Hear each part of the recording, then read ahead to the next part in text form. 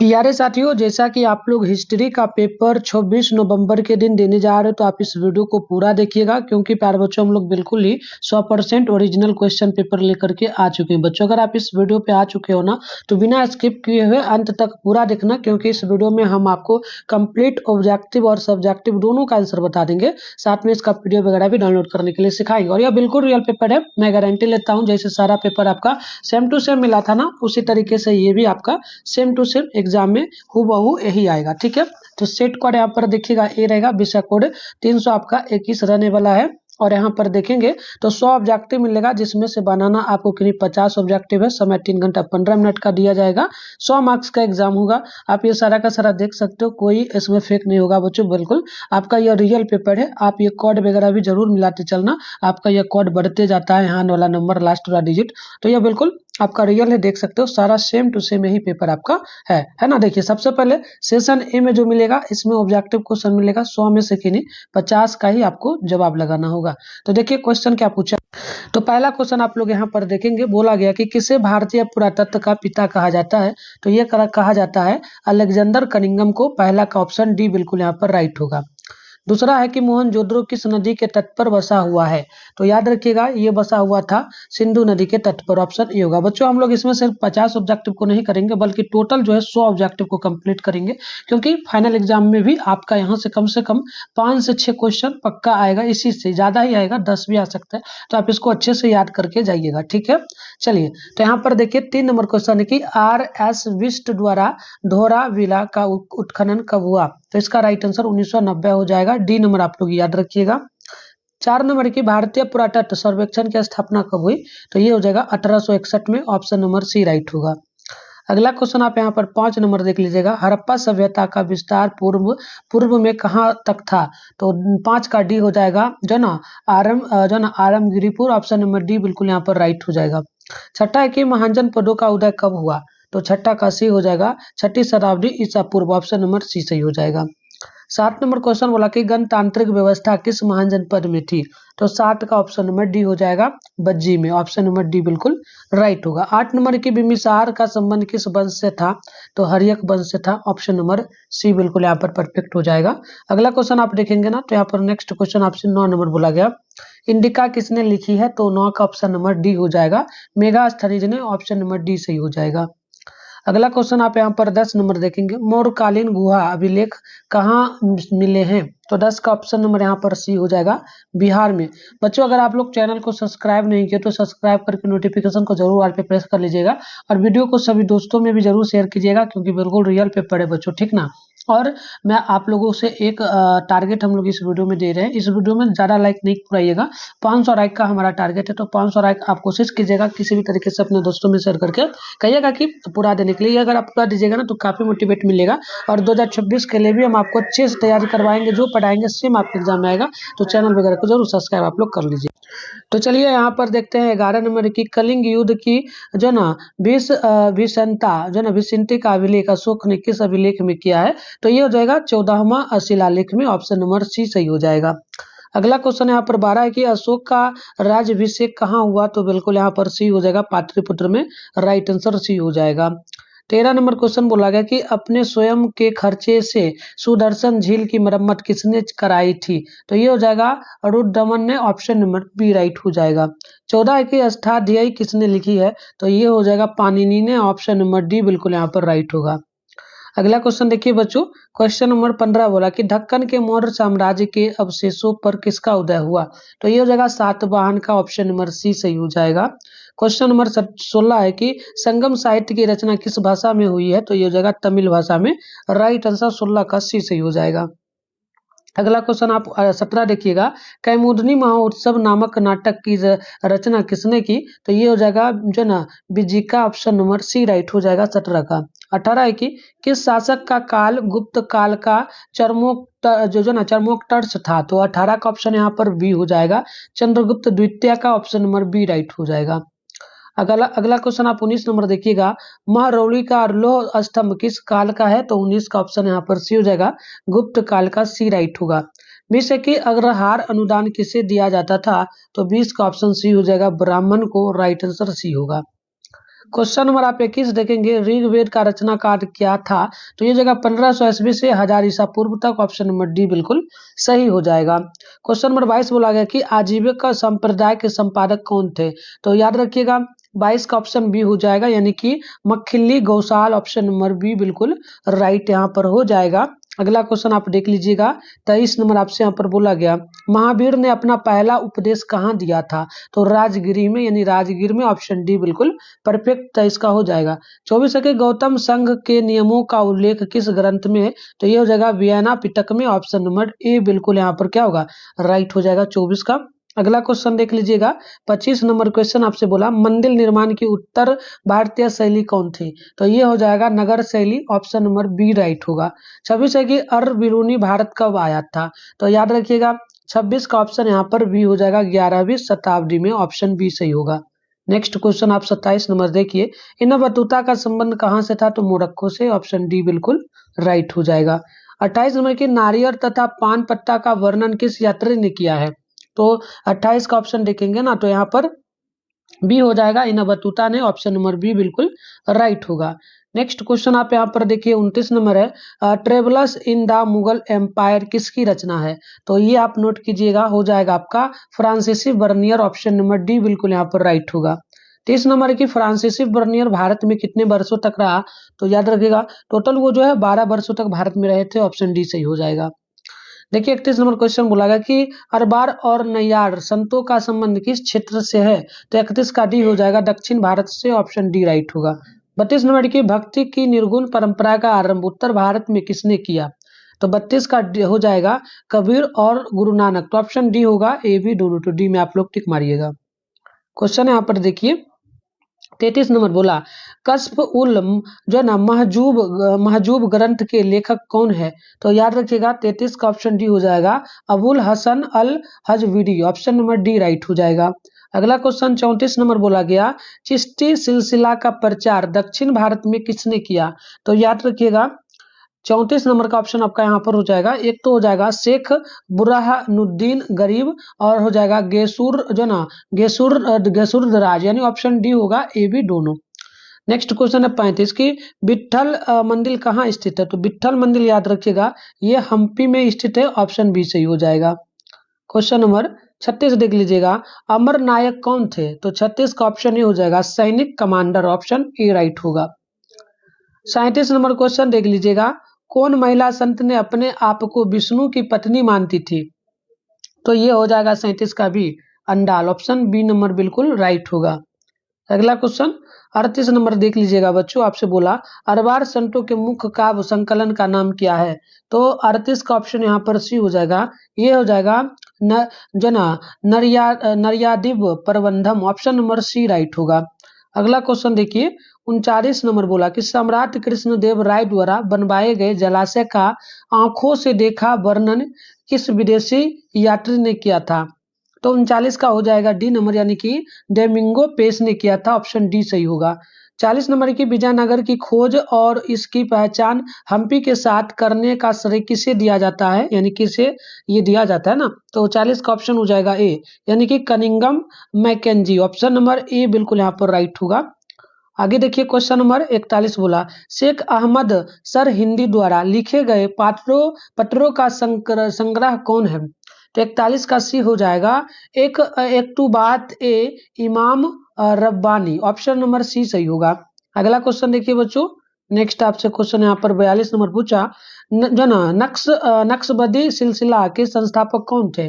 तो ये याद रखिएगा ख्वाजा मोहम्मद बकी बिल्ला हो जाएगा। ऑप्शन नंबर बी सही होगा।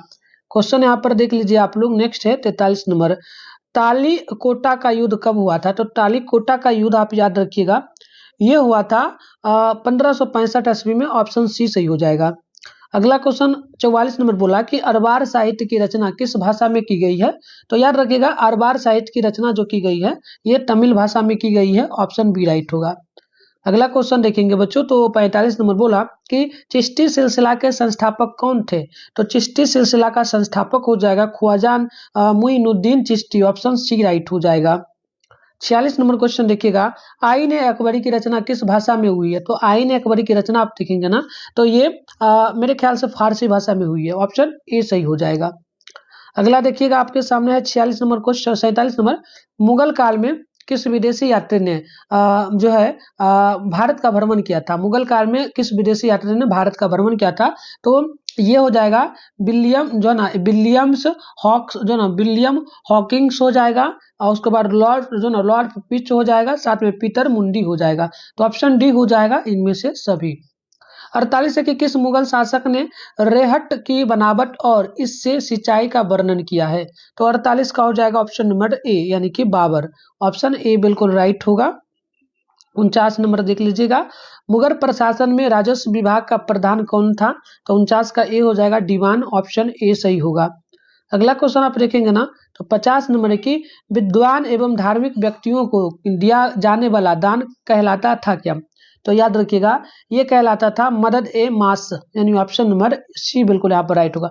बच्चों आपको 50 क्वेश्चन बनाना है, 50 तो हम बताए दी, लेकिन हम 100 करवाएंगे, आप इन सारे को याद कर लेना। 100 करवाने से पहले इसका पीडीएफ वगैरह बताते हैं कहाँ से डाउनलोड करना है। पीडीएफ बाद में जाके डाउनलोड करना, अभी वीडियो में बने रहो, हम सारे क्वेश्चन को करेंगे इसी वीडियो में कंप्लीट, ठीक ना? तो आप वीडियो को अभी मत छोड़ के जाना बच्चों। इसके लिए सिंपल से अपने फोन में गूगल को ओपन करके सर्च बार के आइकन पे क्लिक कीजिएगा और बेगूसरायhelp.com आपको सर्च कर लेना है। ऊपर कीजिएगा इस तरीके से बेगूसरायhelp.com लिखा है, इस पर क्लिक करना है। यहाँ पर आपके सामने व्हाट्सएप चैनल का लिंक मिल जाएगा, इसे ज्वाइन सभी लोग कर लीजिएगा। उसके बाद नीचे चले आइएगा, यहाँ पर क्लास 11 12 का सेशन दिखेगा, यहाँ पर 12 सेंटअप एग्जाम लिखा है, इस पर क्लिक करना है। क्लिक करते इस तरीके से इंटरफेस ओपन हो जाएगा। नीचे आइएगा, यहाँ पर क्लास 12 आर्ट्स का सेशन दिखेगा, इसमें सभी विषय का क्वेश्चन पेपर आपको मिल जाएगा। जैसे कि आपको हिस्ट्री का करना है, सामने डाउनलोड लिखा है, इस पर क्लिक करेंगे तो पीडीएफ में ओपन हो जाएगा, तो ले लीजिएगा। होम साइंस का भी यहाँ से, म्यूजिक का भी यहाँ से, सोशियोलॉजी का भी यहाँ से, इकोनॉमी का भी और साइकोलॉजी का भी, तो सभी विषय कहाँ से कर लीजिए। तो चलिए अगला क्वेश्चन देखते हैं। 51 नंबर बोला गया कि खनावा का युद्ध किसके बीच लड़ा गया था? तो 51 का याद रखिएगा, ये हो जाएगा बाबर और राणा सांगा के बीच। ऑप्शन सी होगा। 52 नंबर के हुमायूं नामा का लेखक कौन था? तो 52 का ऑप्शन बी हो जाएगा गुलबदन बेगम। ऑप्शन नंबर बी सही हो जाएगा। देखिए क्वेश्चन नंबर 53 आपसे यहाँ पर बोला गया, पानीपत की प्रथम लड़ाई के द्वारा भारत में किसके शासन की शुरुआत हुई? तो ये हो जाएगा प्यार बच्चों मुगल का। ऑप्शन ए बिल्कुल राइट होगा। 54 की 1440 में कन्नौज का युद्ध किसके बीच लड़ा गया? तो ये हो जाएगा ऑप्शन बी यानी कि हुमायूं और शेरशाह के बीच। ऑप्शन बी सही हो जाएगा। नेक्स्ट क्वेश्चन आप 55 नंबर देख लीजिएगा, ग्रैंड ट्रंक जो ना ग्रेट ट्रंक रोड का निर्माण किसने करवाया? तो ये हो जाएगा 55 का ऑप्शन नंबर डी यानी कि शेरशाह ने। ऑप्शन डी बिल्कुल यहाँ पर राइट होगा। नेक्स्ट क्वेश्चन 56 नंबर बोला कि 1556 से 1560 तक अकबर का संरक्षक कौन था? तो याद रखिएगा, ये हो जाएगा बेबर खा, जो ना बेरम खा। ऑप्शन नंबर डी होगा। नेक्स्ट है 57, जिन जो ना मन पसंदारों को नगद भुगतान किया जाता था उन्हें कहा किया जाता था? तो 57 का ऑप्शन यहाँ पर नोट कीजिएगा, ए हो जाएगा जागीरदार। Option number Jagirdar option A होगा। क्वेश्चन नंबर 58 है कि अकबर ने दल साला प्रणाली किसकी पहचान से शुरू की? तो 58 का ऑप्शन यहाँ पर सी हो जाएगा, ये हो जाएगा टोड लमर। ऑप्शन नंबर सी होगा। 59 है कि निम्नलिखित राजकुमारों में से कौन कला का महान संरक्षक था? तो ये हो जाएगा दारा सिकोह। ऑप्शन ए सही हो जाएगा।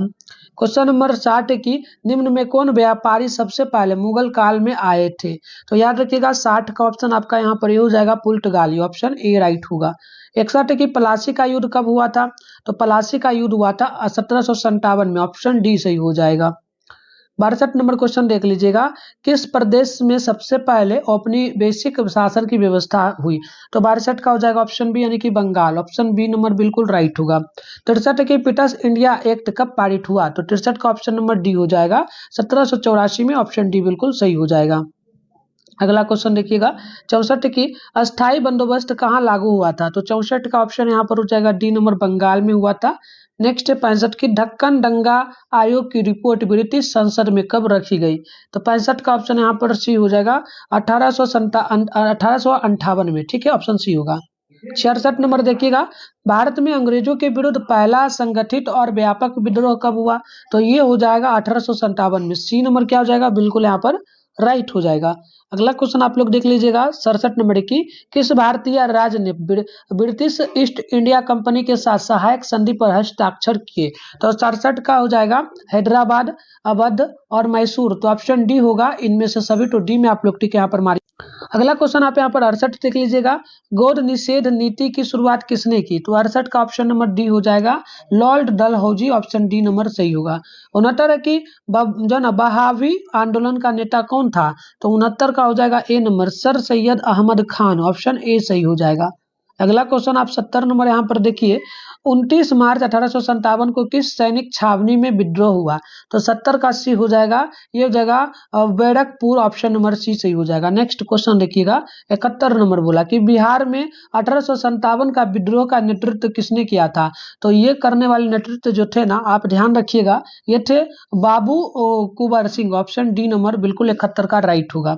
अगला क्वेश्चन देखिएगा, 72 नंबर बोला गया, ईस्ट इंडिया कंपनी का शासन भारत में कब समाप्त हुआ? तो ईस्ट इंडिया कंपनी यानी अंग्रेजों का शासन जो भारत में समाप्त हुआ था 1858 में पूर्ण रूप से समाप्त हो चुका था। तो 72 का ऑप्शन नंबर बी सही हो जाएगा।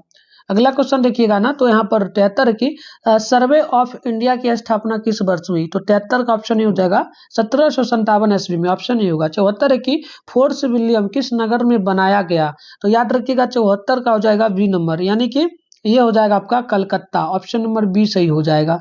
नेक्स्ट क्वेश्चन आप 75 नंबर देख लीजिएगा, गांधी जी का जन्म कहाँ हुआ? तो गांधी जी का जन्म जो है पोरबंदर में हुआ, ऑप्शन सी होगा। 76 के रोडेक्ट एक्ट के खिलाफ राष्ट्रव्यापी आंदोलन का नेतृत्व किसने किया? तो रोडेक्ट एक्ट के खिलाफ जो राष्ट्रव्यापी आंदोलन का नेतृत्व किया था उनका नाम था प्यारे बच्चों महात्मा गांधी, ऑप्शन क्या हो जाएगा? सी नंबर बिल्कुल यहाँ पर सही होगा। 77 नंबर देखिएगा, माले मिंटो सुधार अधिनियम कब पारित हुआ? तो 77 का हो जाएगा सी नंबर 1909 में।